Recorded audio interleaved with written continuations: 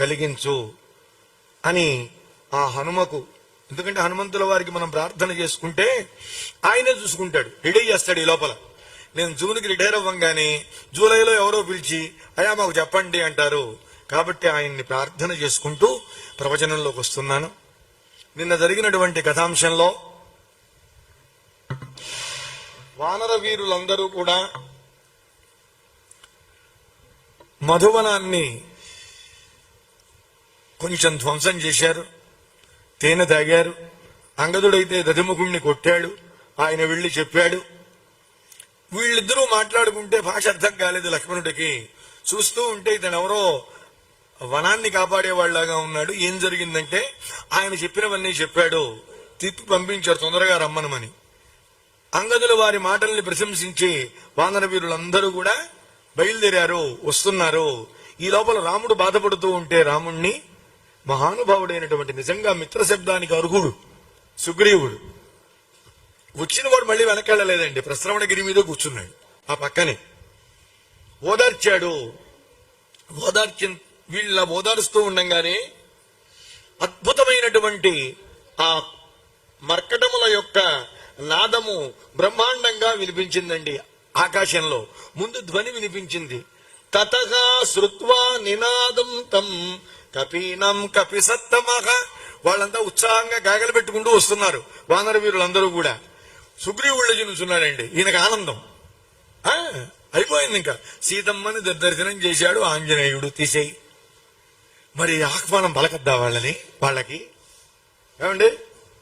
మనం పెద్దలు ఎవరన్నా వచ్చేటప్పుడు మనం పంపించిన వాళ్ళు కార్యాన్ని సుసంపన్నం చేసుకుని కష్టపడి వస్తున్నప్పుడు, ఎవరైనా సరే పీఠాధిపతులు వస్తున్నప్పుడు, లేదు ఎవరైనా పెద్దలు మహానుభావులు మన దగ్గరికి వస్తున్నప్పుడు, లేదా గురువులు వస్తున్నప్పుడు, ఇది కాదు తీర్థయాత్రకు వెళ్లి చక్కగా రకరకాల దేవతల్ని వీక్షించి వీళ్లలో ఉన్నటువంటి దరిద్రాల్ని పోగొట్టు, దరిద్రం అంటే ఇంకోటి కాదండి, మనస్సులో ఉండేటువంటి అసూయ, ఈర్ష్య ఇలాంటి తీర్థయాత్రల వల్ల అవి పోవాలి. అవి పోకపోతే చేసినా ఉపయోగం లేదండి. అందువల్ల వాటిని పోగొట్టుకుని వాళ్ళు వస్తున్నప్పుడు మనం లేచి నిలబడి స్వాగతం పలగాలి వాళ్ళకి. అందుకని లేచి నిలబడ్డాడండి ఎవరు? సుగ్రీవుడు. నిలబడ్డవాడు ఊరుకోలా, ఆనందం ఎక్కువగా ఉంది. ఆయన తట్టుకోలేకపోయాడు. తట్టుకోలేక ఆయతంకితలంగులక శోభవత్ కృష్ణ మానసగా, ఆయన ఆనందానికి హద్దు లేదండి ఆ మనస్సులో. ఒక్కసారి తోకని ఇలా పైకి లేపి టపామని కొట్టాడండి. ఎందుకైనా కొట్టావు? కొడతారంతే. మర్కటముల లక్షణమే అది. ఆంజనేయ స్వామి ఎన్ని గందరగోళాలు చేశాడండి లంకాపట్టణంలో. ఈయన కూడా ఎంత సుగ్రీవుడైనా, ఎంత గొప్పవాడైనా, ఎంత సూర్యుని అంశతో పుట్టినా ఆ ఉపాధి లక్షణం పోదు.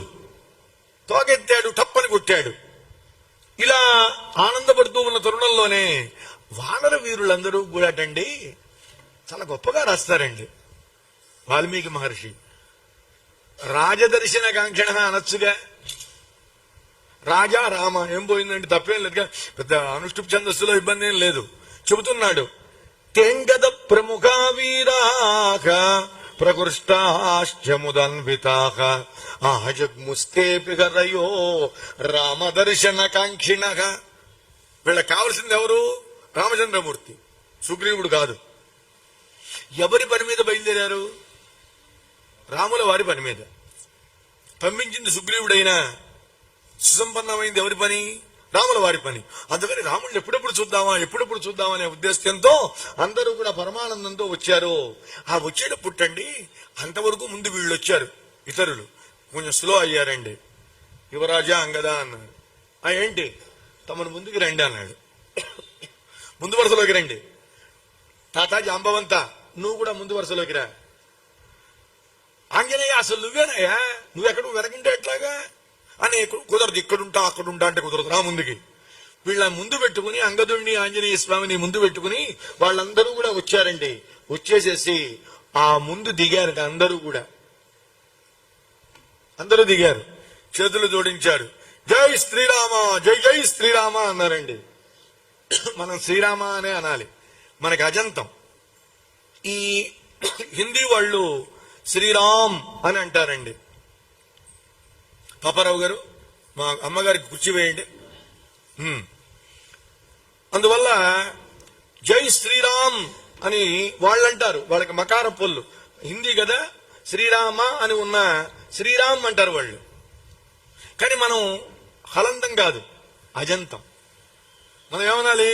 జై శ్రీరామ, జయ హో శ్రీరామ అనాల్సిందే. కానీ అలా అలవాటైంది. తప్ప అంటే తప్పని కాదండి, తప్పు కాదు. కానీ మన సంప్రదాయం ఇది. అందరం జై శ్రీరామ్ అంటున్నాం, సరే నష్టం లేదు. ఏదో ఒకటి రాముల వారిని మనం స్మరించుకుంటున్నాం, ఆనందం. కానీ అనవలసింది మనం ఏమిటి అంటే శ్రీరామ అని. ఆ ముందుకు వెళుతూ ఉంటే ఉత్తరా సైడ్ అంతా కూడా శ్రీరామ్ అంటారు. వీళ్ళందరూ కూడా రామచంద్ర భగవానుడికి నమస్కారం చేశారండి. చేస్తే ఎవరు చూశారో రాముడికి తెలుసు.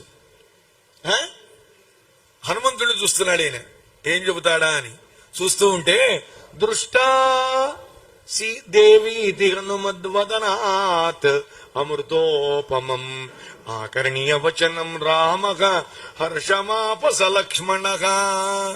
హర్షమాప సలక్ష్మణః, అది ఇక్కడ. అసలు పక్కన ఈయన దుఃఖపడ్డా ఆయనతో దుఃఖపడతాడు, ఈయన ఆనందపడ్డా ఆయనతో ఆనందపడుతూ ఉంటాడు. అంటే రామునకు కలిగిన దుఃఖమే తనకు కలిగింది. రాముడు ఏడిస్తే లక్ష్మణస్వామి ఏడుస్తాడు, రాముడు ఆనందపడితే లక్ష్మణుడు కూడా ఆనందపడతాడు. ఇది ఉండవలసిన గొప్ప లక్షణం అండి. నీ ఏడుపు నువ్వేడ్చుకో, నీ ఏడుపుతో నాకేం పని అని కనుక ప్రవర్తిస్తే వాడు